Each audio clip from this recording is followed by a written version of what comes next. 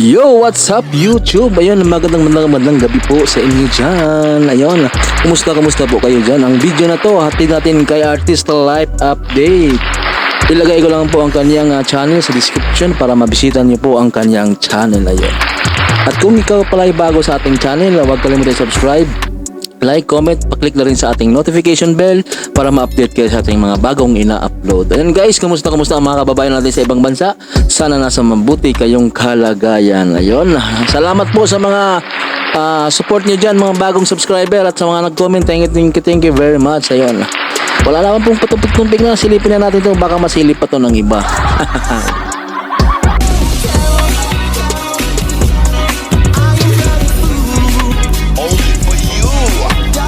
Higit Davercads, Mayor Jose Manalo, aba nagpakita ng matinding suporta sa TVJ sa gitna ng mga controversial issues na nagkalat ngayon sa social media. Paano nga niya ba pinakita ang lahat ng ito? But before that, if you haven't subscribed yet to my YouTube channel, please don't forget to like, share, and subscribe at hit mo na rin ang notification bell for more showbiz updates. Of course, bago nga tayo magpatuloy sa ating po mga updates ngayong araw, nais ko po muna magpasalamat sa lahat po ng mga legit viewers, subscribers, at ang lahat po ng mga nanonood at sumusubaybay sa lahat po ng ating mga updates. Maraming salamat po sa inyong panonood at pagsubaybay. Thank you, legit Davercads.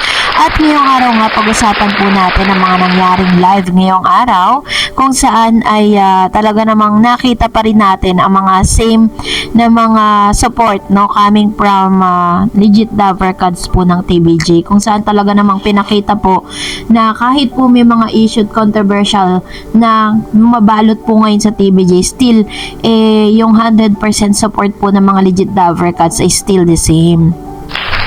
Pero ngayong araw nga ay nangaan itong si Mayor Jose Manalo dahil talagang pinakita niya po sa TVJ yung kanyang legit at hindi talaga matawaran, no? Yes. Na pagsuporta. Kasi po itong si Mr. Jose Manalo po or Mayor Jose Manalo ay isa sa pinaka-aantay and pinakasikat ngayon, ano? Talagang masasabi mong talk of the town ng isang Jose Manalo sa social media at talagang ito po yung inaabangang segment dito sa EAT. So dahil po dito, may mga pagkakataon na nagkakasakit si Jose Manalo. Kung napansin nyo po ng mga nakaraang araw ay talagang nag-uulan si Wally po, halos maubusan na ng boses, ano? At naman si Jose, meron po siyang isang video na kumakalat ngayon sa YouTube na parang pina-check niya yung kanyang mga paano. Kasi 'di ba alam naman natin na na-operahan po itong si Jose at pagkatapos ng napakahaba niyang bakasyon nung siya po ay nagpunta sa US, talagang hindi pa po ito lumiliban kahit isang araw pa dito po sa Sugod Bahay segment kasi alam niya na isa siya sa mga talagang inaasahan dito po sa EAT. Kaya naman yung kanyang support talaga hindi maubos-ubos dito sa pagsuporta niya sa TVJ. Ganon din naman ang ilan sa mga Davercads po natin, maging si Wally at si Zombie, ay never po yan umabsent. At talagang masasabi mo talaga na ganon nila pinapakita yung 100% support nila para po dito sa trio, no? Pero yun nga, just the same, katulad po ng mga balita natin sa ngayong araw is ito nagte-trending po talaga to, pinag-uusapan to kahit sa ang platform yung sabi nga parang na-discover daw di umano ng mga matanglawin na yun nga, na take over or nakuha na ng full control ng Tambaloslos, ano? Unti-unti na po nilang kinukuha ang lahat dito po sa TVJ. According po dito sa kanilang legal counsel, sinabi niya sa kanyang interview na kukunin po nila ang kanila.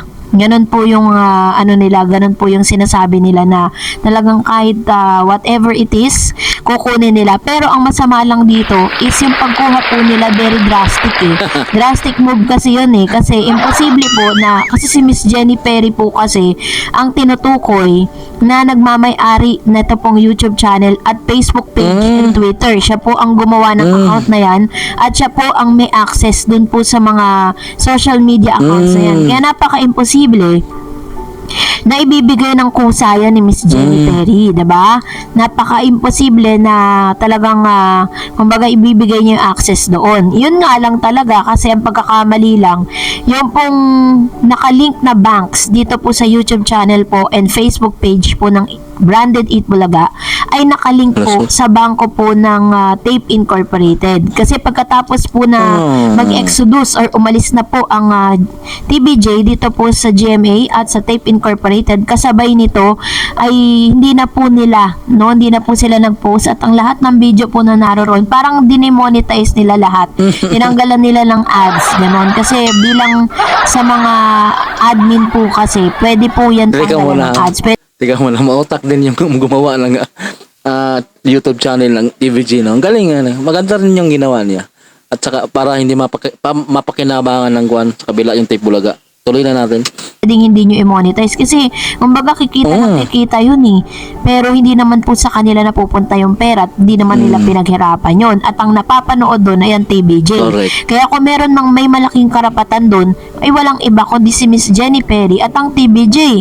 Pero ito nga, yung drastic move na ginawa nila, panakaw nilang kinuha. Sorry for the term, Pero hindi kasi kusang nakuha yan eh. Hindi kusang ibinigay. Kung hindi, ang ginawa po, possible na ginawa po nila, they send the letter sa Google para po makuha nila yung full access. Nagpakita sila ng ilang dokumento na parang pinatunayan na yung bangko na nakalink po dun sa naturang YouTube channel at Facebook page ay ini-incorporate dito po sa Tape. So, baka pinalabas po nila na hindi nila ma-access. Kaya po ang ginawa po nitong Google ay in-honor po sa kanila. Pero they need to wait. But ang problema kasi dito, kahit po nakuha nila yung full access po ng social media accounts ng Branded Eat Bulaga, kung yung mismo mga nakasubscribe doon ay magtutulong-tulong, at talagang... Tika mo na, wala rin. Unsubscribe nila yan. Tuloy na natin. Mag-unsubscribe, doon po sa nasabing YouTube channel na yun po ang magiging problema kung susuportahan ba sila ng mga legit Davercad sa naroroon. Yun po kasi yung isa sa mga nakikita na kasi kung yung sarili po nilang YouTube channel wala naman po talagang sumusupport sa ngayong araw. Yung kanilang Facebook page po nila na Tape Incorporated ay meron lamang 345 live viewers mula umpisa hanggang sa natapos. Nagtatapos po sila ng 707 na live concurrent viewers na napakalayo po ng percentage dito po sa original na EAT at sa It's Showtime. Sa social media platform pa lang po yan. So, ganun po katindi, diba? Kaya hindi po natin pwede, or wala pong May ads. Wait lang. ang assurance na ang generic Bulaga dahil nakuha nila yung control at kung mag-post man sila or gamitin man nila yun, hindi pa rin maaasahan ng 100% support coming from the legit Davercads. Kaya ngayon naka-hide po muna yung kanilang YouTube channel kasi natatakot sila baka may gawin po yung iba, So, dahil dyan, narito naman ang ilan sa mga... babanatan niya ng mga solid TVG. Sigurado. Tuloy na natin. Komento ninyo patungkol sa update natin. Sabi ni Lipster Fernandez, sa totoo lang kasalanan nyo, imbis na si Vice magpakumbaba, nagpaparinig pa sa TV, bastos talaga, ayaw tumanggap ng pagkakamali. Yes. True naman po tayo dyan, dahil talagang never po sila na tumanggap ng pagkakamali at hindi po wala silang regrets, ganon. Sabi ni Dante Awat, yung mga ginagawa nyo privately, wag na sanang simulate sa TV. Ang mga bata, teenagers ngayon ay matalino na. Ito naman pong ilan sa mga payo ni Mr. Dante. Teka muna, sikat kasi. Ganon talaga. Maraming sumusuporta din. Kaya, ayun, medyo matigas. Hindi hindi humihingi ng sorry sa public, 'di ba? Kahit may ginagawa silang masama, 'di ba? Nakakapagsalita sila ng di maganda sa live. Tigas talaga ulo. Yan nangyari sa kanila. Ayan. Tuloy na po natin. Kasi nga 'di ba parang talagang kung mapapansin po ninyo, yun po talaga yung isa sa mga nag-trigger sa MTRCB. Sabi naman ni Rolando Loriente, po ba ang patunay? Di ba nila alam ang ginawa nila na labag sa rules? Kung ganon, tatanga-tanga ang nagpapatakbo ng production. Di nila kaya ang talent nila. Ayun. Sa totoo lang, ganon po talaga. Talagang hindi po nila kaya si Vice. Vice ganda. Teka Kasi muna. Kasi alam mo kung bakit na natuluyan na talaga suspende yan. Ang daming mga kaso, mga previous. Ayan, dinugtong lahat. Ayun. Tinuluyan na talaga ng MTRCB. Hindi lang si Lala Soto ang nagdesisyon. Desisyon yan. May mga MTRCB board yan, mga board of director. Sa kanila ang desisyon, hindi ka Lala Soto, di ba? Kayo kasi, ayan, maraming nagbabash kay Lala Soto, kawawa naman. Tuloy na natin. isa siya sa mga bossing dun eh. Sabi naman ni user, gusto kasi ng mga GMA na talunin nila ang TBJ, kaya dalawang tinapat nila ngayon. Ano na, kinarma, buti sa kanila yan.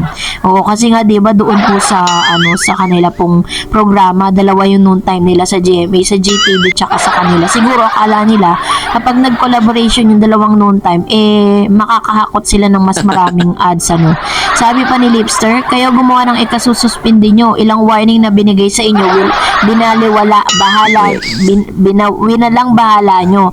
Kung kailan nag-decide ng MTRCB, tsaka kayo aapila. Ayun. Actually, Ma'am Chi, karapatan po nila na umapila kasi meron pong Board of Appeal doon, pwede silang mag-appeal doon para po mabawasan yung sanction. So, kayo po, ano pong saloobin ninyo patungkol dito? Comment down below. Ayan guys, isa na namang panibagong reaction video hatid natin kay Artist Life Update. Ayun, ilagay ko lang po sa description para mabisitan nyo ang kanyang channel. Ayun, kung kayo pala bago sa ating channel, huwag kalimutan i-subscribe, like at paklik na rin sa ating notification bell para ma-update kayo sa ating mga bagong ina-upload. Guys, pawag naman, sana naman hindi nyo ma-skip ang ating ads.